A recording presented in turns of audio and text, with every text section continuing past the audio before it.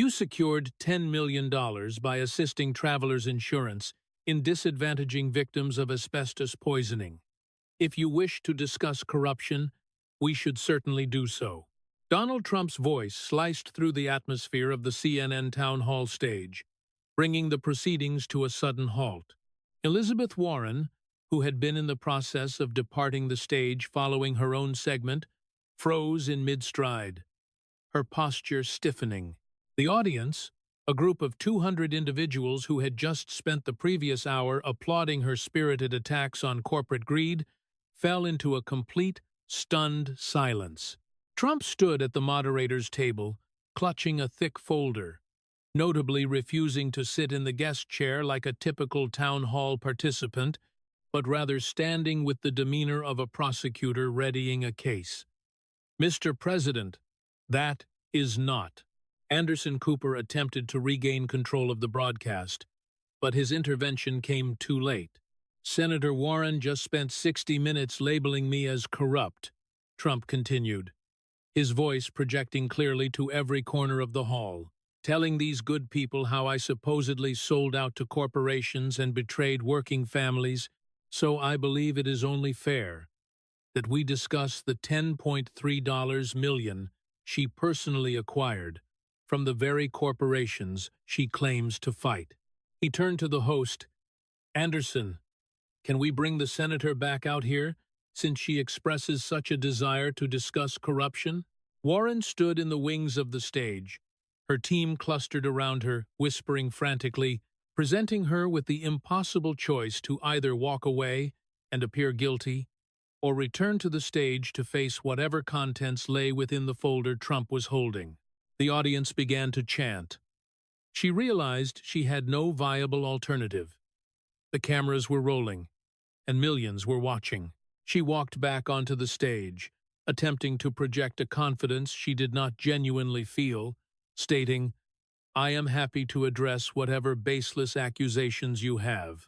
Trump slapped the folder onto the table between them, and documents spilled out, contracts bearing corporate letterheads, bank statements, and photocopies of checks with her signature clearly visible. "Travelers Insurance, $212,000. You helped them avoid paying dying workers," he declared, picking up a document. "Dow Chemical, $100,000. You helped them dodge environmental liability," he continued, lifting another. "LTV Steel, $90,000. You helped them cut pensions." He picked up each document as he spoke, letting it drop back to the table with a heavy thud. "That is not baseless, Professor. That is your signature, your bank account, and your $10 million. Warren's mouth opened to retort, yet nothing came out. "So, before we talk about my corruption," Trump said, "let's talk about yours." That morning, Elizabeth Warren had woken in her $5.4 million home in Cambridge, Massachusetts, a beautiful Victorian residence situated in one of the city's most expensive neighborhoods, filled with the soft glow of morning light. Her assistant had already delivered the newspapers, and the New York Times featured a front-page story regarding income inequality, which Warren noted with a smile was perfect timing for the evening's town hall.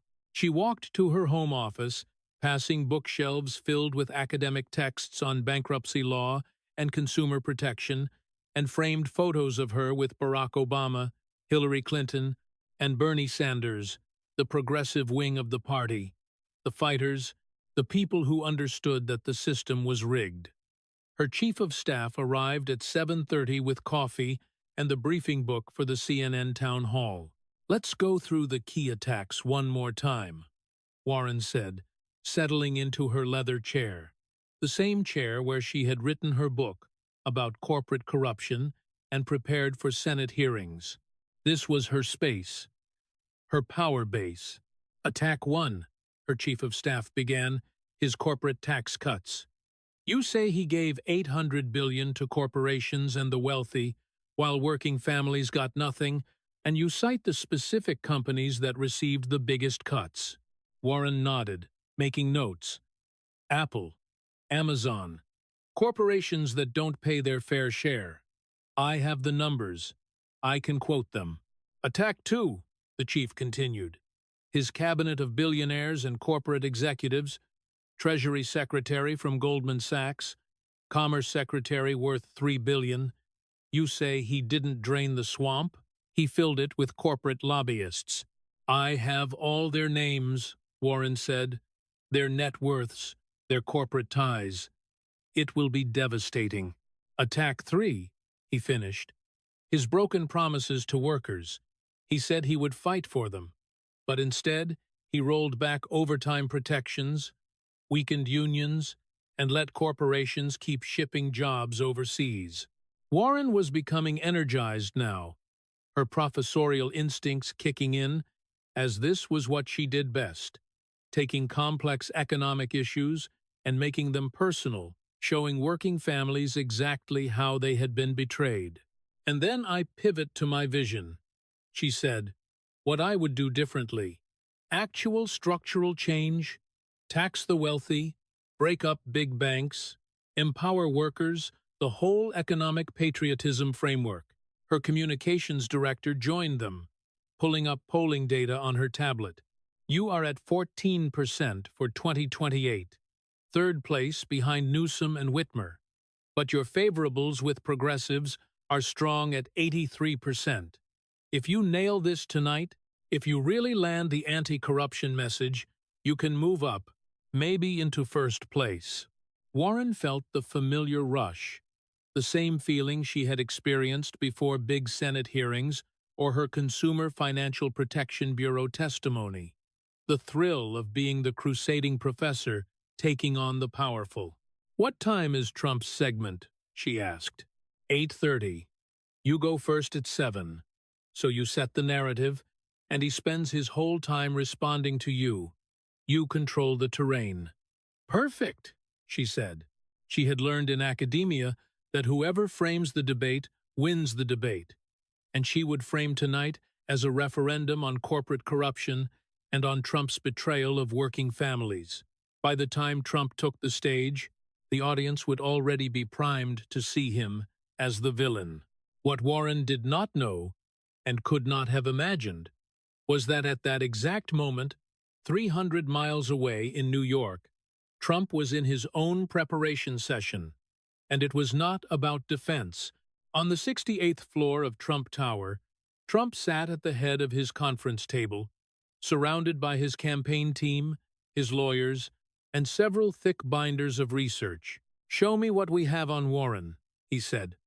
No small talk, no preliminaries, just business. His lead opposition researcher, a former investigative journalist who had spent 20 years digging into corporate corruption before Trump hired her, opened the first binder. Senator Elizabeth Warren, age 74, senator from Massachusetts since 2013. Before that, Harvard law professor for 19 years. Her brand is consumer advocate, champion of working families, takes on corporate greed. I know her brand, Trump said. I want to know what is behind the brand. The researcher smiled. That is where it gets interesting.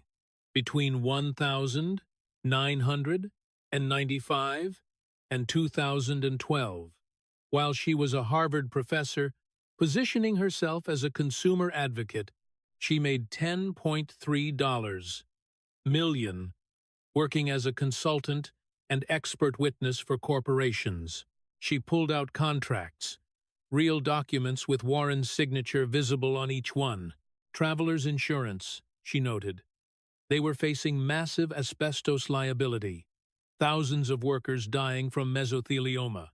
Travelers hired Professor Warren as their expert witness in bankruptcy proceedings, paid her $212,000, and her job helped them restructure in a way that minimized what they would have to pay to dying workers.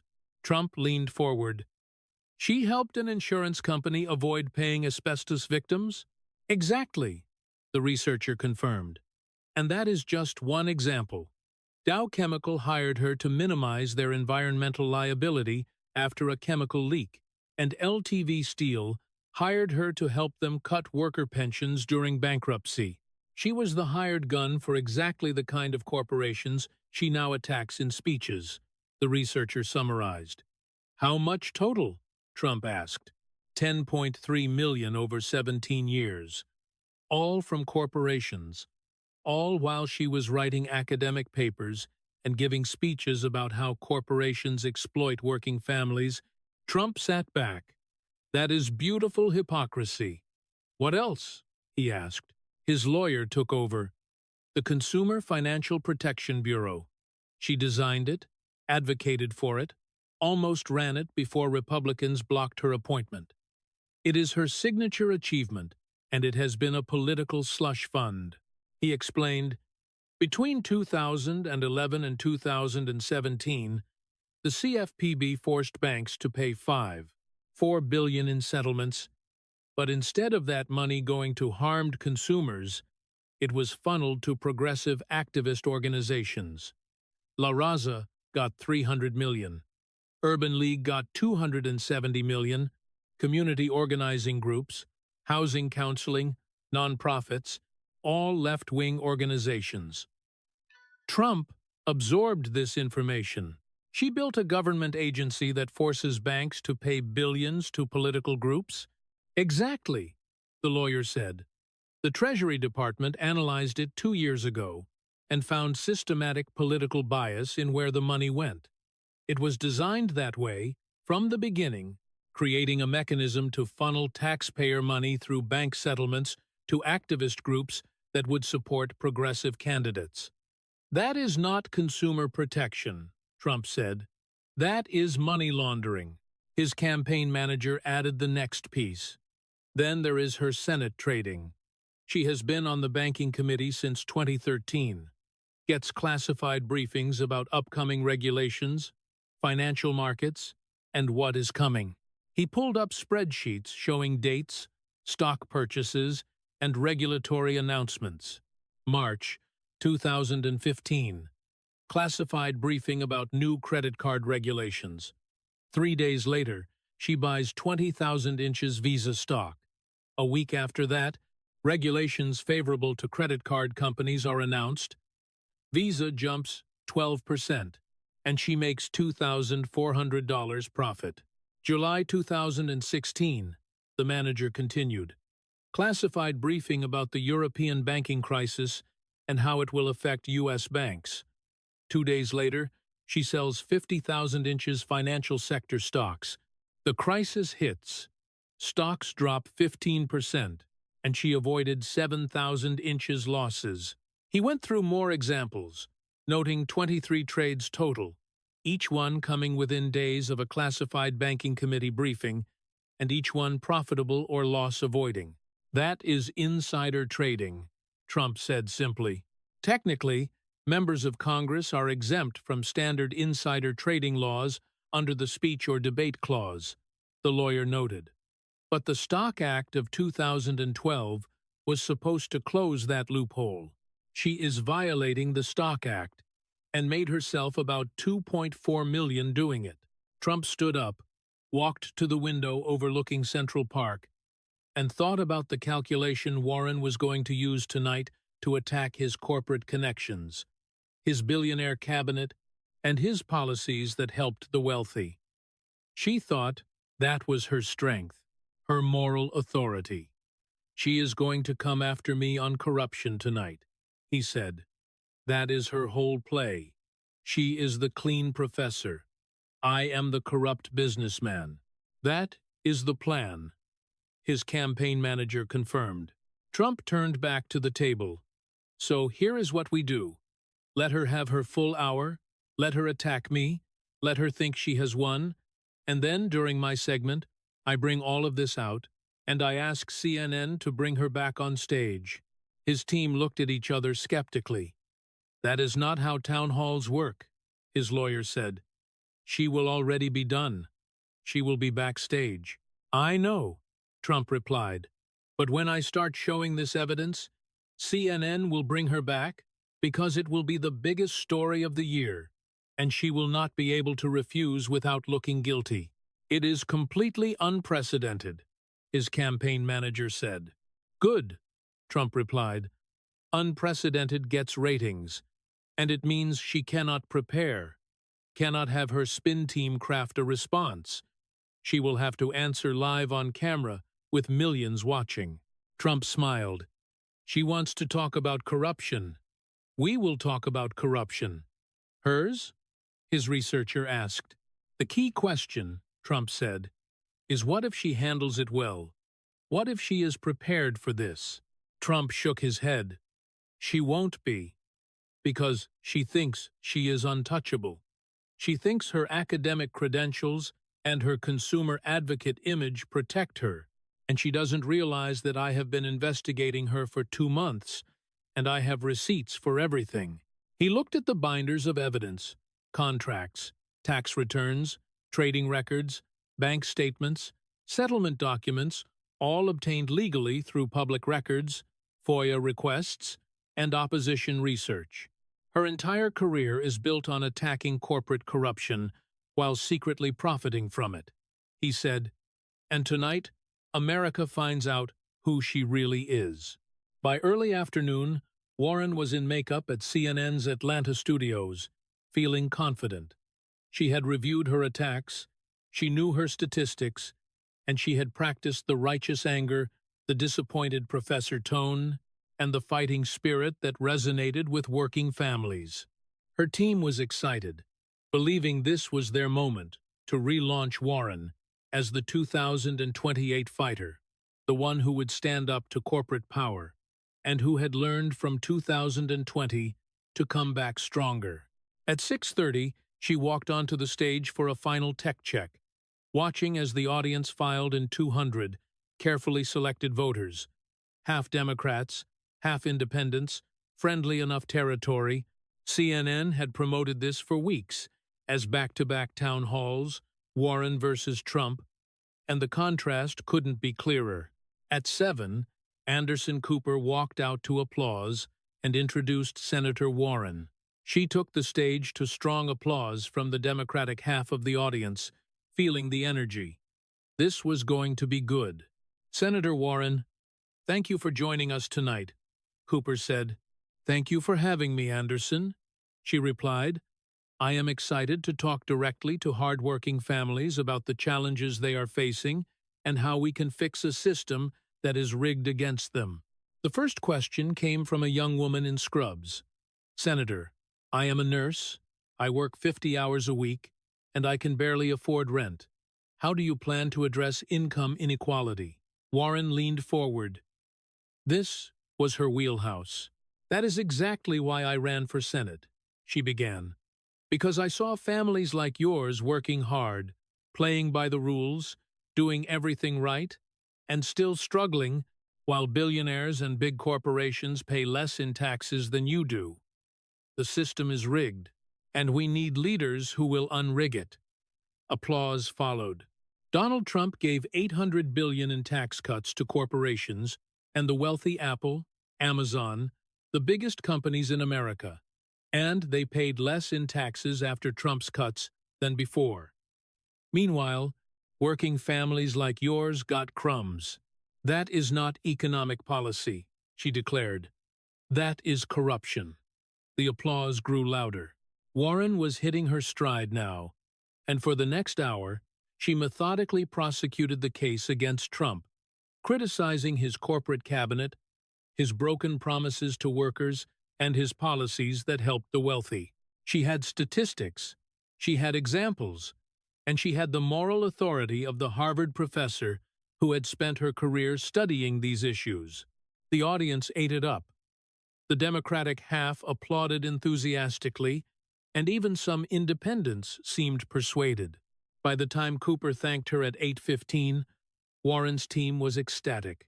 She walked off stage to sustained applause and went straight to the green room where her staff was celebrating. That was perfect, her chief of staff said. You dominated, set the whole narrative. Trump is going to spend his entire segment playing defense. Warren allowed herself a smile. She had done what she came to do, reminding America why they couldn't trust Trump, positioning herself as the alternative The fighter, the one who understood how the system worked and how to fix it. "Let's get out of here," she said. "I want to be on the road before Trump even starts." But as she was gathering her things, a production assistant knocked on the door. "Senator, Mr. Cooper would like you to stay in case there are any follow-up questions during Mr. Trump's segment." Warren's chief of staff frowned. "That is not standard. She has done her hour. I know." Cooper specifically requested it, just in case. Warren felt a flicker of unease, but she couldn't refuse without seeming like she was avoiding something. "Fine," she said. "I will stay." She settled onto the green room couch, half watching the monitor as Trump walked onto the stage at 8:30. It was the same stage she had just dominated. But Trump didn't sit in the guest chair. Instead, he walked to the moderator's table, set down a folder, and stood there. That was odd.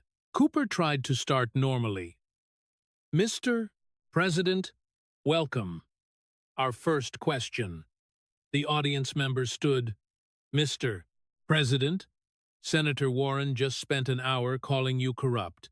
What is your response?" Trump picked up his folder. "I am glad she brought up corruption." Michael, Warren's chief of staff, sat up straighter. There was something in Trump's tone. "Because I have some documents here about her corruption that I think everyone would be interested in," Trump said. Warren's chief of staff stood up. "What is he talking about?" On screen, Trump was asking if Warren was still in the building, asking CNN to bring her back out. "Senator Warren has agreed to rejoin us," Cooper said. "What?" Warren's team erupted. "You can't!" The production assistant was back. "Senator, they are asking you to return to the stage." Warren's mind raced. Refuse and look like she was hiding something, or go back out there and face whatever Trump had in that folder. The audience was chanting now, and she could hear it from the green room. "Bring her back. Bring her back." She stood up, smoothed her blazer, and said, "Let's get this over with." She walked back down the hallway, through the wings, and onto the stage for the second time that night. The applause was polite but confused. This wasn't how town halls worked. She took the seat across from Trump, maintaining her professional demeanor. "I am happy to address whatever baseless accusations you are making, but I want to be clear this is inappropriate." Trump opened the folder, and Warren's world began to crumble. Trump picked up the first document like he was handling evidence in a courtroom, which, in a way, he was. This was a trial. He was the prosecutor. She was the defendant, and 200 people were the jury. "Traveler's insurance," he said, his voice carrying clearly across the silent hall. "December 1995. They paid you $212,000. He held up the contract so the camera could see it. Warren's name clearly visible, the amount clearly visible, her signature at the bottom. "You know what you were doing for them? Helping them avoid paying asbestos victims. These were working people," he continued. "Miners, construction workers, shipyard workers who got mesothelioma from asbestos exposure, dying men who needed money for their medical bills, for their families, and Travelers Insurance owed them that money. But Travelers hired you, Professor Warren, as their expert witness, and you helped them restructure their bankruptcy in a way that minimized what they would have to pay." He slid the document across the table. Warren stared at it. That was definitely her signature, her contract, her money. She tried to regain footing. That was legitimate expert testimony in a complex bankruptcy proceeding. "I provided analysis on bankruptcy law, which is standard practice. You were a hired gun helping an insurance company screw dying workers," Trump said, picking up another document. "Let's not pretend it was anything else." "Dow Chemical, October 1996. He read, "They paid you $100,000. Their plant in Midland, Texas, had leaked toxic chemicals into the groundwater. People in the surrounding community got sick. Cancer rates spiked, and Dow was facing massive environmental liability. They hired you to help them minimize what they would have to pay to the victims, he said, revealing another contract, another signature, another check. Warren's throat felt tight. Environmental liability cases involve complex questions of causation, she began, and they involve corporations poisoning people and not wanting to pay for it. And you helped them, Trump interrupted, relentless now, pulling document after document from his folder. LTV Steel, January 1000, 998, $90,000. He read. Steel company going through bankruptcy. They had pension obligations to workers who had spent 30, 40 years building that company. Steel workers who had been promised pensions. You helped LTV cut those pensions, he stated. Helped them avoid their obligations. He spread the documents across the table like a dealer, spreading cards. 6 contracts, 8 contracts, 10 contracts, all with Warren's name, all with corporate checks. Between 1,995 and 2012, you made $10.3 million consulting for corporations, he summarized. And not just any corporations. Insurance companies, chemical companies, steel companies, Dow Chemical, United Airlines, General Electric, the exact corporations you now claim to fight. Trump picked up her tax returns from those years, public records that he had obtained legally and now held up for the camera. Your income, Professor, public record 1,995 through 2012, shows exactly who was paying you. Travelers Insurance, Dow Chemical, LTV Steel, all of them right there in black and white. You were on their payroll for 17 years. The audience was completely silent, every eye on Warren, waiting to see how she would explain this. Anderson Cooper tried to give her an opening.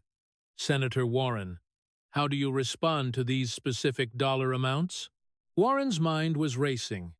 She had done that work decades ago. It was all legal, all proper expert testimony in bankruptcy cases. But Trump was making it sound like she had been betraying workers, like she had been on the wrong side. The amounts are being taken completely out of context, she said, her professorial tone wavering slightly. In bankruptcy proceedings, courts require expert analysis on complex legal questions, and I provided that analysis. That is completely different from, it is exactly the same. Trump's voice was matter-of-fact, not angry, just stating facts. You helped corporations avoid paying workers and victims. They paid you millions, and now you stand on stages and attack those same corporations, calling them greedy, calling them corrupt. But you were their lawyer, he emphasized. You were on their side, making millions from them. He turned to address the audience directly. How many of you have dealt with insurance companies that wouldn't pay claims, had your benefits cut, had your pensions reduced? Several hands went up. She made $10 million helping them do that to you, Trump said, helping travelers avoid paying asbestos victims, helping Dow avoid environmental liability, helping LTV cut pensions, and then she runs for Senate on a platform of fighting those exact same companies. Trump pulled out another set of documents, thicker and more official-looking. Now let's talk about the Consumer Financial Protection Bureau, he said. Your baby, your greatest achievement. You designed it. You advocated for it. You wanted to run it until Republicans blocked you. He opened the documents to show organizational charts and settlement agreements. The CFPB was supposed to protect consumers from predatory banks, he noted, and it did force banks to pay billions in settlements. Between 2011 and 2017, $5.4 billion in settlements. Sounds great, right? Banks breaking the law, forced to pay, consumers protected. He paused. letting the number sit there. Except the money didn't go to consumers. It went to political organizations. Warren jumped in. That is completely false. The CFPB has returned billions to consumers who were harmed by. Trump talked over her. $5.4 billion went to left-wing activist groups. Anderson? Can we show this on screen? CNN reluctantly put up a list. La Raza, $300 million. Urban League, $270 million. National Council of Women's Organizations, $180 million. National Community Reinvestment Coalition, $150 million. Dozens of community organizing groups, housing, counseling, nonprofits, all progressive political organizations. Warren's voice rose.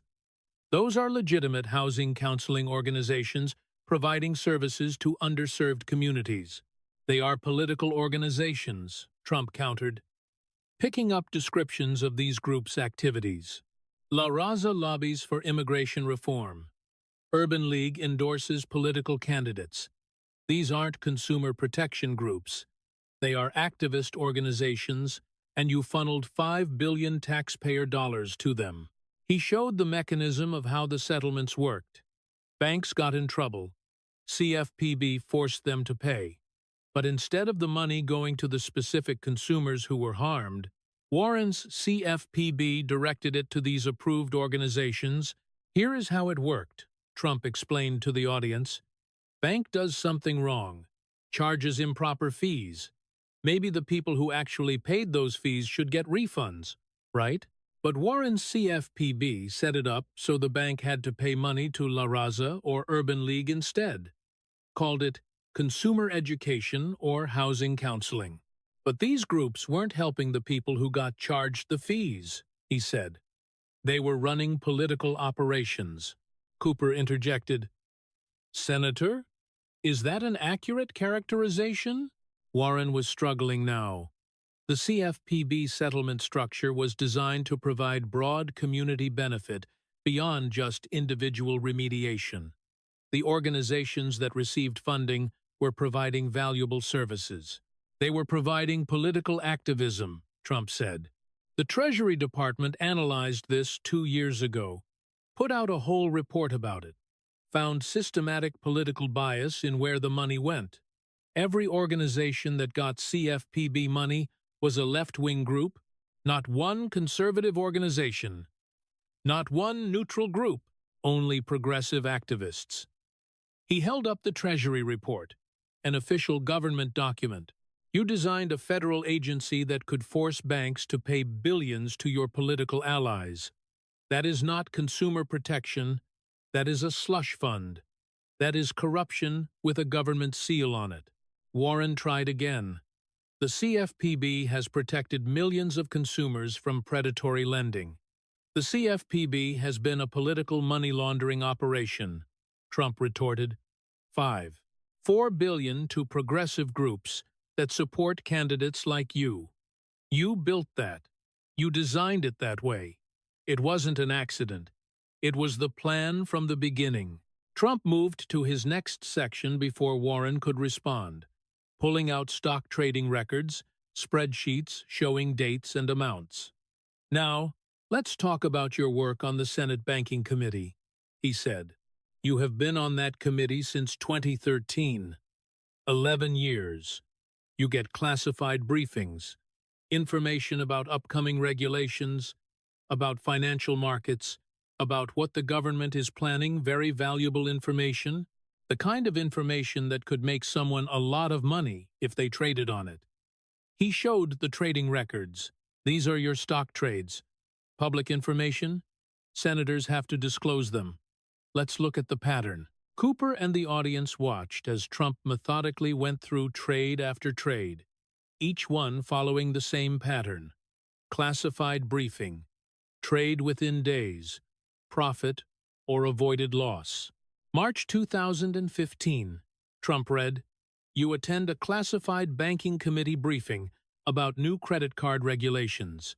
The briefing details what the regulations will say, how they will affect credit card companies.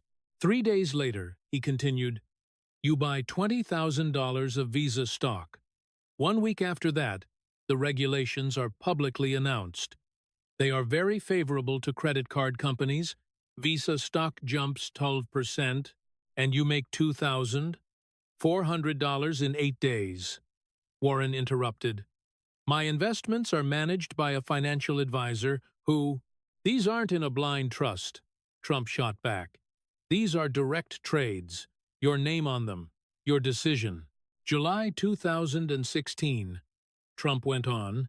Classified briefing about European banking crisis and how it is going to hit U.S. banks. 2 days later, you sell $50,000 of financial sector stocks.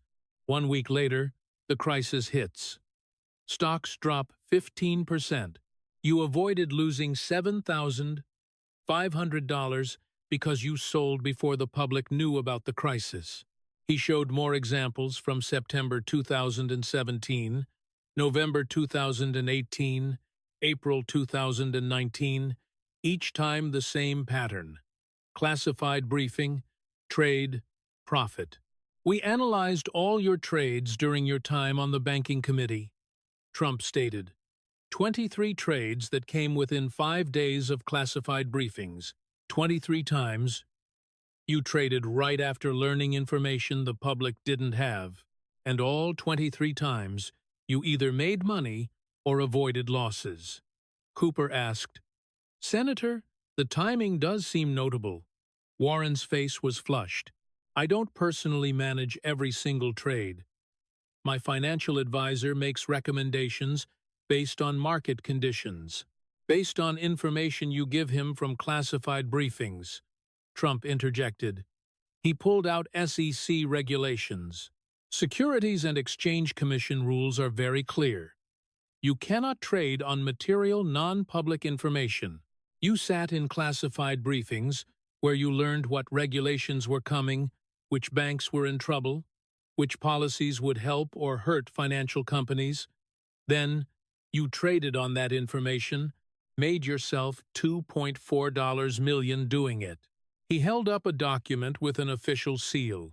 SEC has opened an investigation into your trading because the pattern is undeniable. This isn't me making accusations.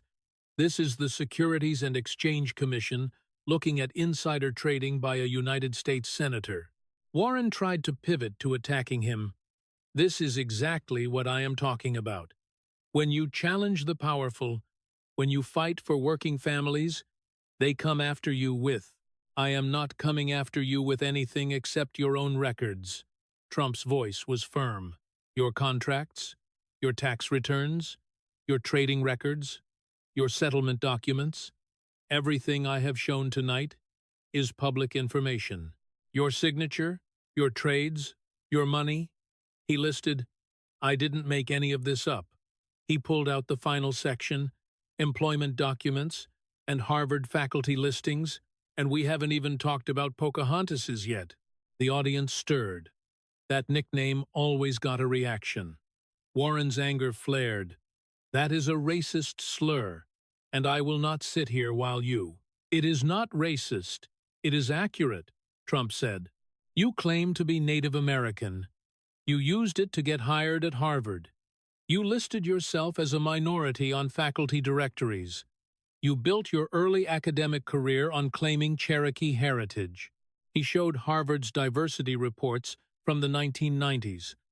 Faculty listings showing Elizabeth Warren listed as Native American and press releases from Harvard, celebrating their first woman of color on the law faculty. Harvard thought they were hiring a minority candidate. They counted you in their diversity statistics. They put you in promotional materials about their commitment to diversity because you told them you were Native American. Warren tried to explain, my family told me stories about our heritage I grew up with. You took a DNA test, Trump interrupted, pulling out the results and making a big show of reading them. This was your test. You released it yourself in 2018.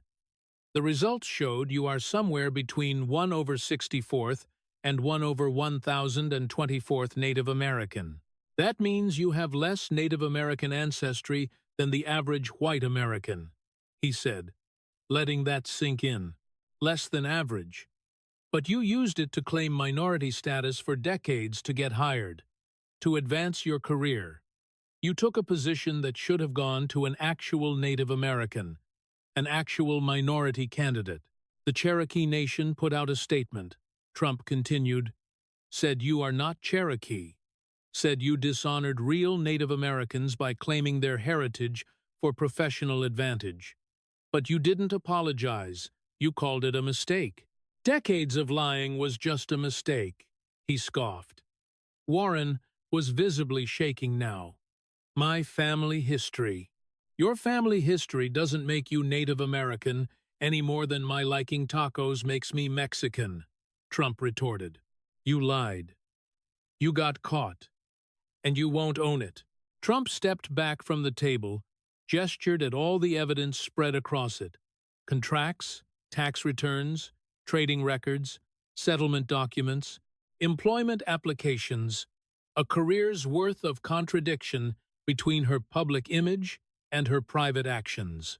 So, Senator, you spent an hour tonight telling America, I am corrupt, that I sold out to corporations, that I betrayed working families. Let's review what we have learned about you. He counted on his fingers. You made $10 million from the corporations you now attack. You built a federal agency that funneled $5 billion to political groups.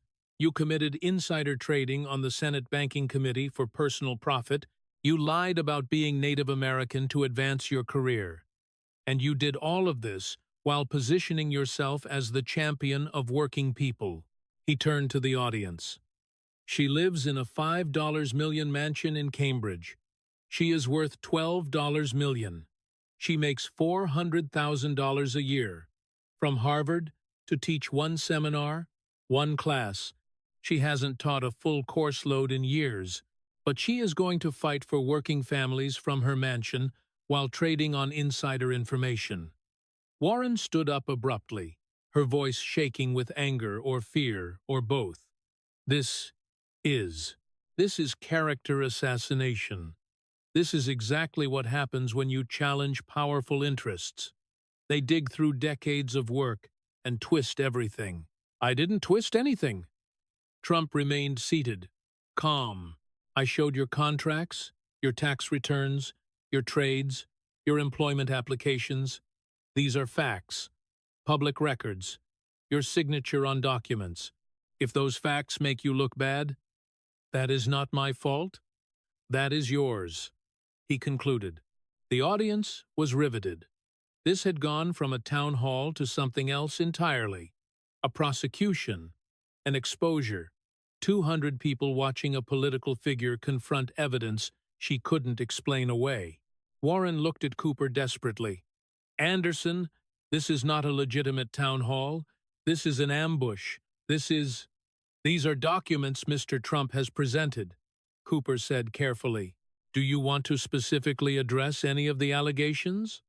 I have addressed them, she insisted. He is mischaracterizing legal work that was completely proper, taking trades out of context. An audience member shouted, Did you make $10 million from corporations or not? Warren turned toward the voice. I provided expert legal testimony, which is a standard. Yes or no? Several audience members called out. Warren's composure was cracking. It is not a yes or no question. Bankruptcy law is complex and requires. It is a yes or no question, Trump said quietly. You made $10.3 million from corporations. Yes or no? You traded stocks after classified briefings? Yes or no? You lied about being Native American? Yes or no? Those are all yes or no questions, Professor, and the answers are all yes. For the next 15 minutes, Elizabeth Warren tried every defense she had ever used, every tactic that had worked in Senate hearings, every professorial explanation that had convinced students and voters, but none of it worked. She tried the victim narrative. This is what the powerful do when you threaten them, they attack you with. An audience member interrupted. How is showing your tax returns an attack? Those are your numbers. She tried to reframe. The real issue here is that Donald Trump is trying to distract from his own. Another voice from the audience cut in. We just watched you for an hour talking about his corruption. Now he is showing us yours. Answer the question. She tried technical explanations. In bankruptcy proceedings, expert witnesses are engaged to provide testimony on matters of law and Trump cut through it. You helped Travelers Insurance avoid paying asbestos victims. You can use all the fancy legal language you want. That is what you did. Yes or no?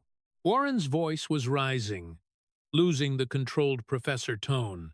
I provided analysis in a legally complex situation where, yes or no? It is not that simple. It is that simple, Trump said. You keep saying you fight for working people, but you made 10 million helping corporations fight against working people. That is not complex. That is hypocrisy. Cooper tried to moderate. Senator Warren, I think what the audience is asking for is a direct response to the dollar amounts. Did you receive these payments from these corporations? Warren looked at Cooper like he had betrayed her. CNN was supposed to be friendly territory, but even Cooper couldn't ignore the evidence sitting on the table between them. I received fees for expert testimony in bankruptcy cases. That is standard practice for law professors. Did you receive $212,000 from Travelers Insurance? Trump asked directly. Silence. Warren stared at him. Yes or no, Senator? More silence. The contract is right here with your signature. Either you are going to confirm it or call it a forgery. Which is it? Warren's hands were shaking. She looked at her staff in the wings, but they were helpless. There was no spin for this. The documents were real, and everyone could see them on the monitors throughout the hall. I received payment for legal services, she said finally, her voice barely above a whisper. $212,000 from Travelers Insurance? Yes or no? Yes, but. Thank you. Trump moved on before she could qualify. Did you funnel $5.4 billion through CFPB to political organizations? They were consumer protection organizations providing. La Raza is a consumer protection organization. They provide housing counseling. They are a political advocacy group. Yes or no? Warren stood up again. She couldn't stay seated anymore, needing to feel like she had some control. I am not going to play this game where you reduce complex policy questions to. Did you trade stocks after classified banking committee briefings? Yes or no? My financial advisor. Yes or no? I made trades that were. Yes or no? Warren's voice cracked. You are not going to bully me with. An audience member stood up, a woman in her 50s, working class by her appearance. I voted for you. I gave you money. I believed you were different.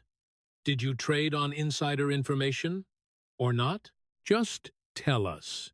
Warren looked at the woman, saw the betrayal in her face, saw the same expression on faces throughout the audience. These weren't Trump supporters trying to take her down. These were regular people who had believed in her, who had thought she represented them. I followed all legal guidelines for. That is not an answer, the woman shouted. You spent an hour telling us Trump is corrupt. Are you corrupt too? Just tell the truth. Warren's eyes were wet now. Whether from anger or shame or fear, it was hard to tell. I have spent my entire career fighting for working families. Everything I have done has been in service of. You made 10 million from corporations, Trump said, his voice cutting through her rising emotion. That is a fact. You funneled 5 billion to political groups? That is a fact. You traded after classified briefings? That is a fact. Those aren't characterizations or interpretations. Those are facts, he emphasized. Your facts. Warren turned on him with sudden fury. You want to talk about facts? You are a failed businessman who bankrupted casinos. You are a reality TV star who never worked an honest day in your life. You are. I am not the one on trial here tonight, Trump said calmly. You are, because you spent an hour attacking me. And I responded with evidence. Real evidence. Your contracts, your trades, your employment records. That is the difference between us, Professor. When you attack me, you use rhetoric. When I respond, I use receipts. The audience reacted with some applause, some gasps, everyone riveted. Cooper tried one more time to give Warren an out.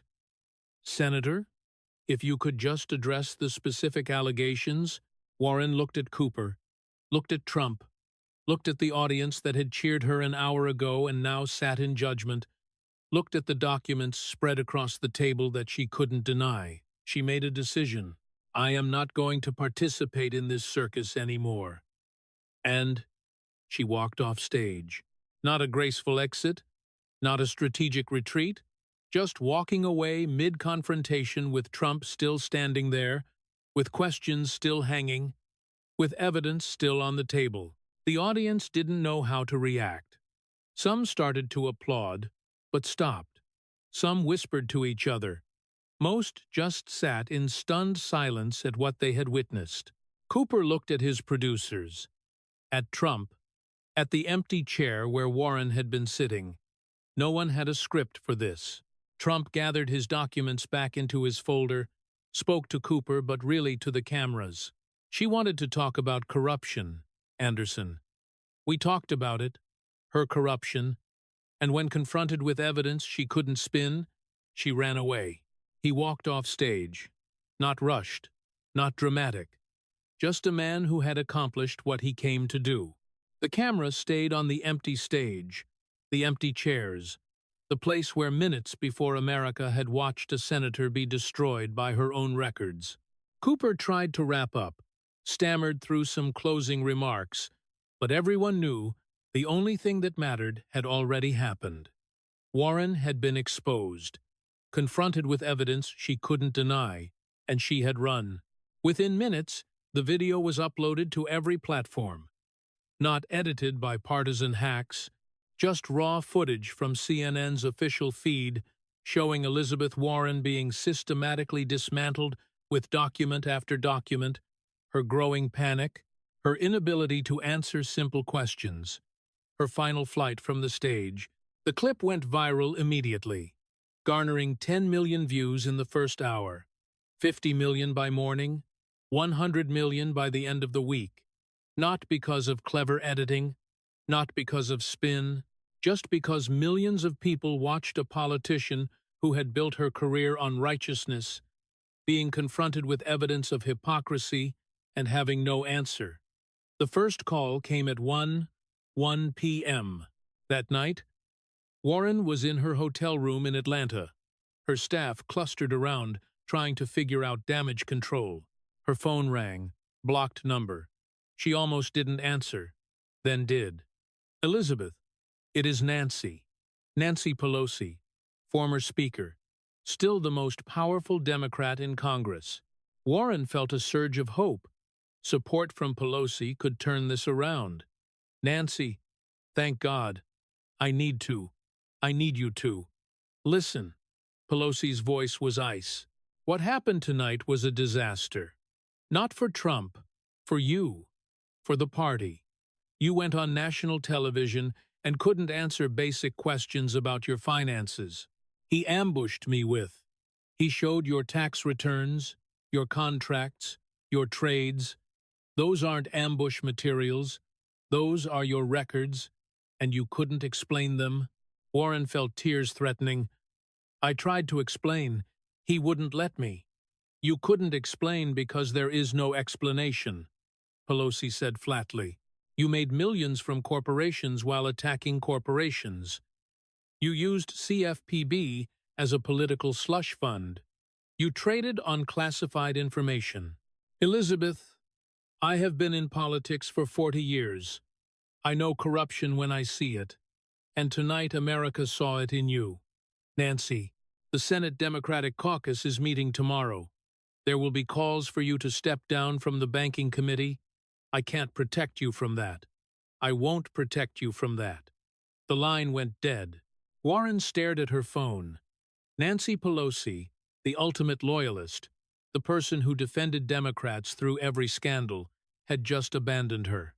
After one night, her chief of staff was watching CNN on his laptop, pulled it up so Warren could see. Every show was covering it. Not just Fox News gleefully playing the clips, but MSNBC, CNN, even networks that normally defended Democrats were showing the evidence, the contracts, the trades, the numbers that didn't lie. Warren exposed. The corporate consultant, who became consumer advocate, read one chyron. Senator Warren. Unable to explain $10 million in corporate payments, read another. Did Elizabeth Warren commit insider trading? A third asked. Her phone kept ringing reporters, staffers, donors. She stopped answering, letting it ring and ring and ring. At 2 a.m., unable to sleep, she checked social media.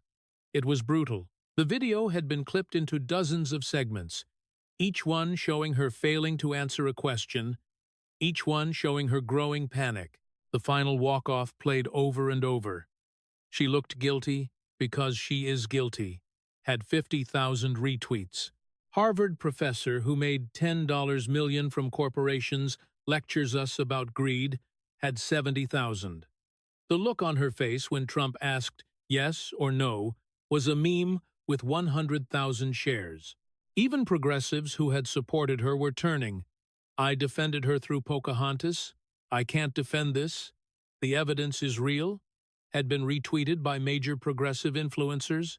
By morning, the polling was devastating. Her favorability had dropped 23 points overnight.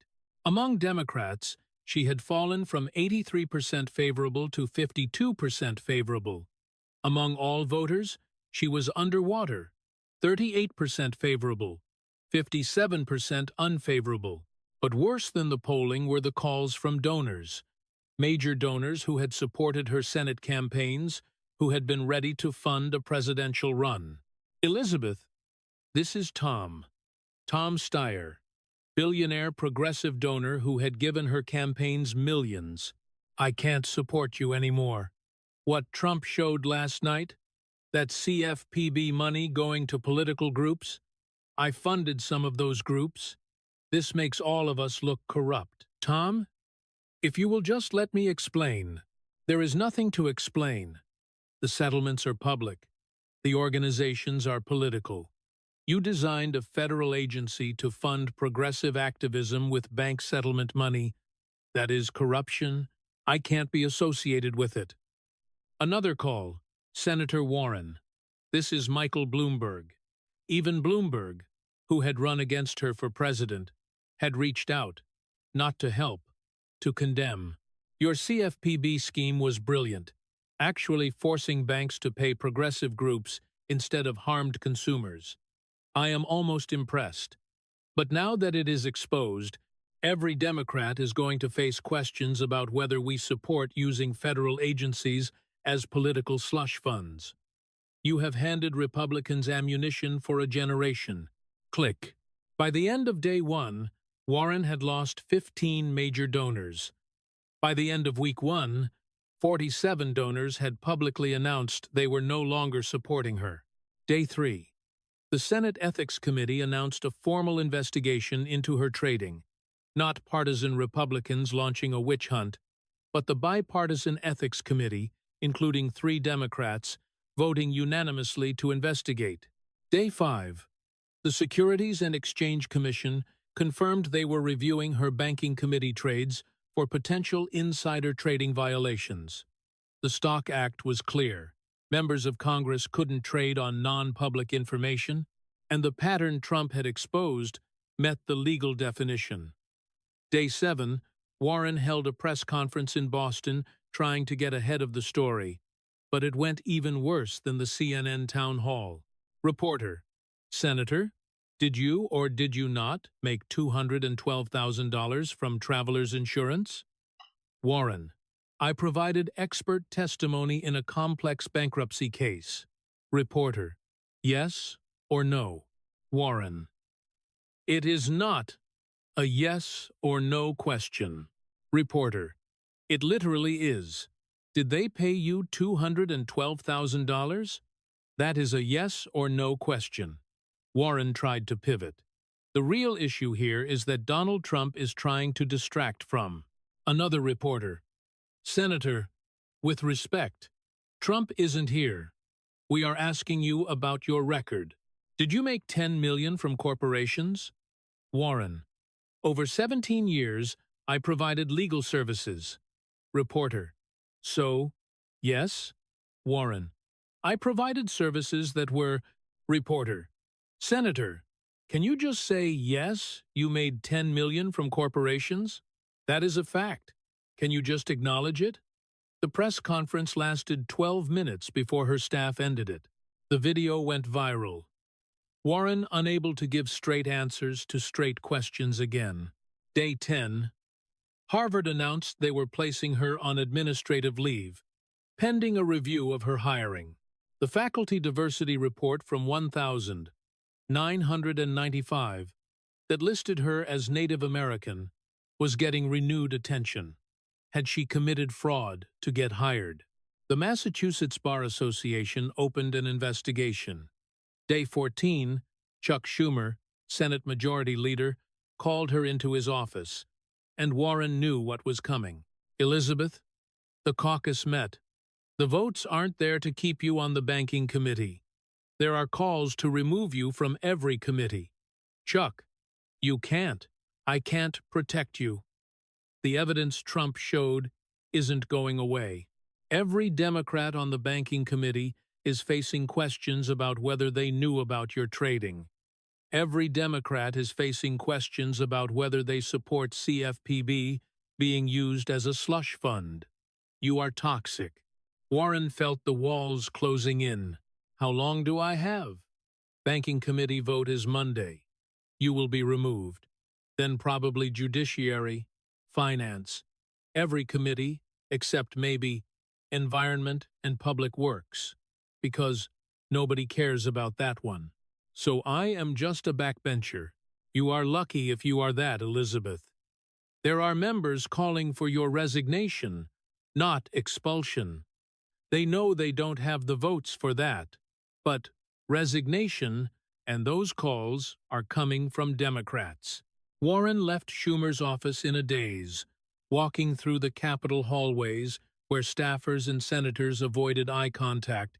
Where she had once been greeted warmly, now people found reasons to turn down other corridors. Week 3. Her book sales collapsed. A Fighting Chance, and her other books about economic justice, had sold steadily for years. Now bookstores were returning them, and Amazon showed them with 1-star reviews. How to profit from corporations while pretending to fight them. Read one review with 10,000 upvotes. Her speaking fees evaporated. Universities that had paid her $50,000 per speech to talk about economic inequality were canceling. In light of recent revelations about Senator Warren's corporate consulting work, we have decided to go in a different direction. Week 4, her Massachusetts approval rating hit 32%. In Massachusetts, a state she had won with 64% of the vote. Now 2/3 of her own constituents disapproved of her. The Boston Globe, which had endorsed her repeatedly, ran an editorial calling for her resignation. Senator Warren built her career on attacking corporate corruption while secretly profiting from it. This betrayal of public trust is disqualifying. She should resign and allow voters to elect someone who actually represents their values. Week 5. The New York Times published a comprehensive investigation. 3 reporters had spent weeks tracking down every corporate client Warren had worked for, every dollar she had earned, every case where she had helped corporations avoid liability. The Professor's Profit. How Elizabeth Warren made millions from corporate America was the headline. The article was devastating. 12,000 words documenting client after client, case after case, $10, $3 million in total payments. And the kicker, in many of these cases, workers or victims had ended up getting less money because of Warren's expert testimony helping the corporations restructure. I voted for Warren, one former steelworker told the Times. Now I find out she helped my company cut my pension. I lost $20,000 a year because of her, and she made $90,000 from it. Week 6. The Senate Ethics Committee issued its preliminary findings. The investigation was ongoing, but the preliminary report was damning. Senator Warren's trading activity shows a pattern consistent with trading on material non-public information obtained through her committee work. While we have not completed our investigation, the evidence gathered thus far raises serious questions about violations of the Stock Act. Week 8. Warren sat in her Cambridge house, the $4 million house that was now mentioned in every article about her, reading the latest polling. Her 2028 presidential chances were at 0%. Actually 0, not even 1%. Pollsters had stopped including her name because she was irrelevant. But worse, her re-election chances in Massachusetts were underwater. If the election were today, she would lose by 15 points to any Republican challenger. After 10 years in the Senate, she had become so toxic that Massachusetts, deep blue Massachusetts, would rather have a Republican. Her marriage was fracturing. Her husband Bruce had been supportive at first, but the scrutiny was too much. Reporters camped outside their house, their neighbors avoiding them, their friends no longer calling, Harvard colleagues pretending not to see them on campus.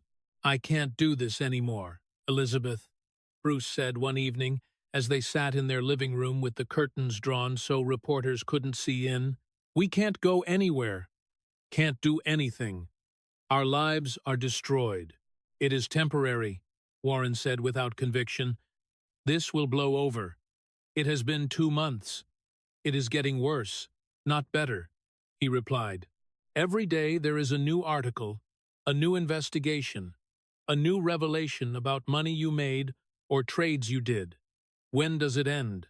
Warren had no answer, because she didn't know. The Senate ethics investigation was ongoing, the SEC investigation was ongoing, the Massachusetts bar investigation was ongoing, Harvard's review was ongoing. Every day brought new subpoenas, new requests for documents, new depositions. Week 10. Politico published a story about donors fleeing not just Warren, but any Democrat associated with her. The Warren Effect: How one senator's corruption scandal is poisoning Democratic fundraising. The article documented how major donors were now asking candidates if they had ever taken money from CFPB-funded organizations, if they had ever supported Warren's policies, if they had ever traded stocks while serving on committees with classified briefings. Warren has become such political poison that Democrats are running away from positions they held 6 months ago, the article concluded. Her corruption has tainted progressive economic policy for a generation. Week 12. Warren made her decision. She couldn't win re-election, couldn't function in the Senate with no committee assignments, couldn't show her face in public without reporters shouting questions she couldn't answer, couldn't even stay married to a man who was done with the scrutiny. She called Chuck Schumer. "I am going to resign. Silence on the line." Then when? End of the month. "I will announce next week. Elizabeth, I am sorry it came to this." "No, you are not. Nobody is. Everyone is relieved I am finally leaving." She hung up before he could respond. The resignation announcement came on a Friday afternoon. Not a press conference, just a written statement released through her Senate office. "After much reflection and consultation with my family, I have decided not to seek re-election to the United States Senate, and I will resign my seat effective at the end of this month. I am proud of the work I have done to fight for working families, to hold corporations accountable, and to build a more just economy. I leave public service knowing I gave everything to the fights I believed in. No mention of the investigations, no mention of the evidence Trump had presented, no acknowledgement of the corruption, just the same rhetoric about fighting for working families that now rang completely hollow. The media reaction was universal relief. Warren's long overdue exit read one headline. Finally, Senator Warren, does the right thing, read another. Even sympathetic outlets couldn't muster much defense. Elizabeth Warren's resignation ends one of the most spectacular political implosions in modern American history, wrote a political columnist who had previously supported her. She went from presidential frontrunner to disgraced former senator in 12 weeks. The speed of her fall is matched only by its completeness. She is not retiring with dignity. She is fleeing in disgrace from a scandal she can't spin away. On her last day in the Senate, Warren walked through the halls one final time, cleaned out her office, said goodbye to staff, who were already looking for new jobs. No other senators came to her office. There was no farewell reception, no tribute on the Senate floor. She just left. 6 months after the CNN town hall, Elizabeth Warren was living quietly in her Cambridge house, the house that had become a symbol of her hypocrisy. She left the house rarely. Groceries were delivered, no public appearances, no interviews, no statements. The investigations had concluded. The SEC had fined her $3, $2 million for insider trading. The Senate Ethics Committee had issued a formal rebuke meaningless since she had already resigned. But still on the record, the Massachusetts bar had suspended her law license. Harvard had revoked her tenure. She had kept the house but sold her other properties to pay legal fees and fines. Her net worth had dropped from $12 million to maybe $4 million, still rich, but not rich enough to feel safe. Her marriage had ended in divorce. Bruce had moved out west somewhere, didn't tell her where, didn't want her knowing. Her political career was over. Her academic career was over. Her reputation was destroyed. Elizabeth Warren had gone from a name associated with fighting for working families to a name associated with hypocrisy and corruption. And it had all happened because she had tried to attack Donald Trump's corruption, and he had responded by showing America hers. The irony wasn't lost on anyone. The professor who had built a career explaining how systems were rigged had rigged multiple systems in her own favor. The consumer advocate had been a corporate hired gun. The champion of working families had made millions from corporations while trading on inside information. The woman who attacked inequality had lived in a mansion while lecturing others about greed. Trump had exposed it all in 90 minutes on live television, with documents she couldn't deny, in front of an audience that had started by applauding her and ended by watching her flee. Warren, destroyed by her own records, became the defining political story of the cycle, not because Trump had attacked her unfairly, but because he had attacked her fairly with evidence, and she had had no defense. A year after the town hall, Politico ran a retrospective, the night Elizabeth Warren's career died. The article reconstructed everything that had happened: the preparation, the ambush, the evidence, the meltdown, the aftermath, the conclusion. Warren's fall wasn't tragic, it was deserved. She had spent years attacking others for sins she was committing on a larger scale. Trump didn't destroy her career. He just exposed who she really was, and her career destroyed itself. In her Cambridge house, Warren read the article on her iPad, wanted to write a response, wanted to explain, wanted to defend herself, but there was nothing to say. The evidence was public. The investigations had confirmed it all. The voters had rendered their judgment. She had gone on CNN to attack Trump's corruption and ended up exposing her own. That was the story. That was the legacy. That was the truth, and no amount of professorial explanation could make it anything else.